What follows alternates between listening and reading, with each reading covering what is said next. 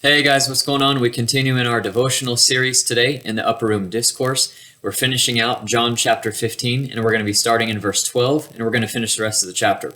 So pick it up here with me. Jesus said this is my commandment, that you love one another just as I have loved you. Greater love has no one than this, that one lay down his life for his friends. You are my friends if you do what I command you. No longer do I call you slaves, for the slave does not know what his master is doing, but I have called you friends. For all things that I have heard from my Father, I have made known to you. You did not choose me, but I chose you, and appointed you that you would go and bear fruit, and that your fruit would remain, so that whatever you ask of the Father in my name, he may give to you. This I command you, that you love one another. See, earlier in the week, we addressed John chapter 15, verses 1 through 11, which deals with one's relationship to Jesus as a disciple. It's just between them and Jesus, that if you abide in him, you will bear much fruit. But see, here in verses 12 to 17, a new construct, a new flow of thought has formed, that not only are you to abide in the Lord, but you are to abide in him in such a way that you love one another. So he's also speaking to the fact of how Christians in their abiding should love one another and bear fruit. And I just want to say this basic thing. One thing that I caught in the last devotional is I didn't necessarily qualify what it means for the Christian to bear fruit. But I think what Jesus is referring to here is a number of things. Either it could be his mission to carry on and make new disciples in the world after he ascends back to heaven with the power of the Holy Spirit. It's also to bear fruit and to stand under the pressure of persecution. And it could also be what's spoken of in Galatians chapter 5, where it talks about the fruit of the Spirit. The singular fruit of the Spirit is love, joy, peace, patience, kindness, goodness, gentleness, and self-control. Against such things there is no law. I think fruit could just be qualified for all of these personally, for everything he's preparing them for. But nevertheless, I think Jesus is saying fruit results in obeying me so that you do as I want you to do. And obeying me will also result in a healthy relationship with one another. Right now, we as a leadership team at Ottawa Bible Church are working through a book called The Peacemaker by Ken Sande. Again, it's called The Peacemaker by Ken Sande.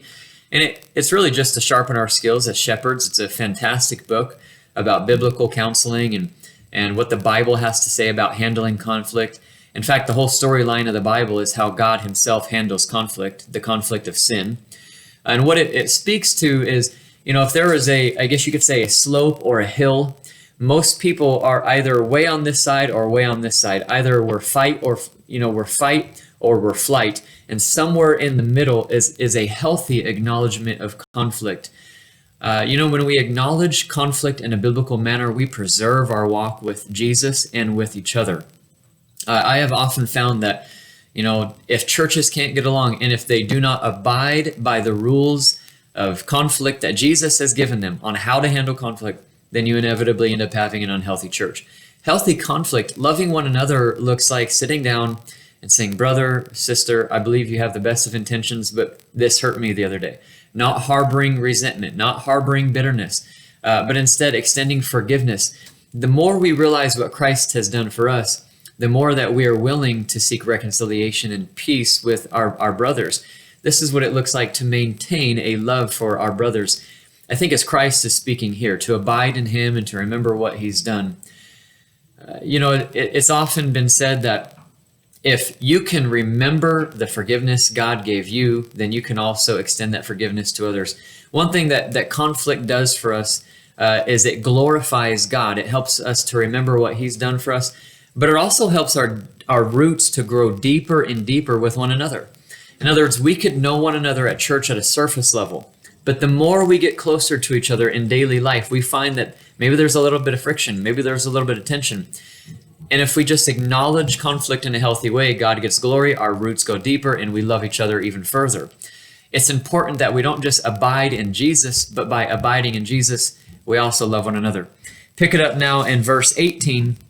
To finish out the chapter, and what Jesus has to say here is extremely relevant to, I think, the world that Christians are entering into today, a world of persecution that's on the rise. This is why we need to be right with Jesus. This is why we need to be right with one another, because step 3 is enduring what the world has for us, our relationship to the world.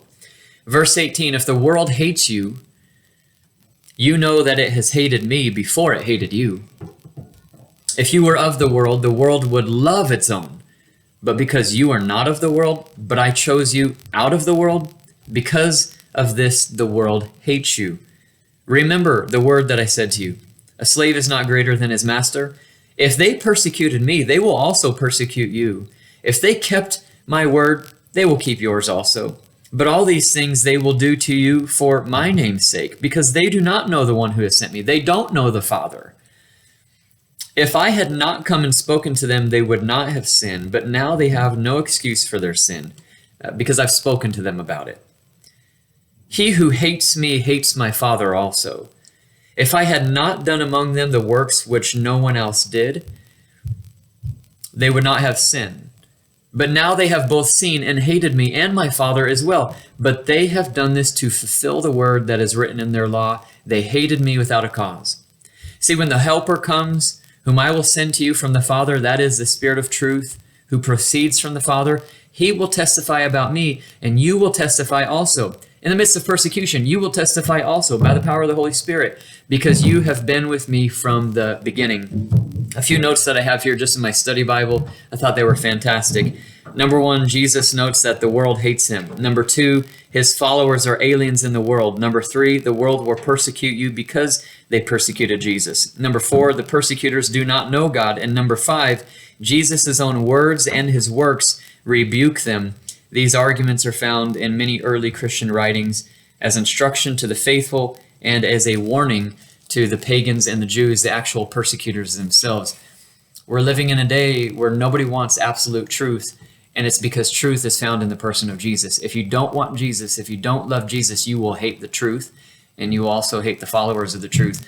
But as followers of the truth, we need to make sure that we abide in the vine and that we love one another to prepare our hearts with intimacy with Christ to face the day of persecution.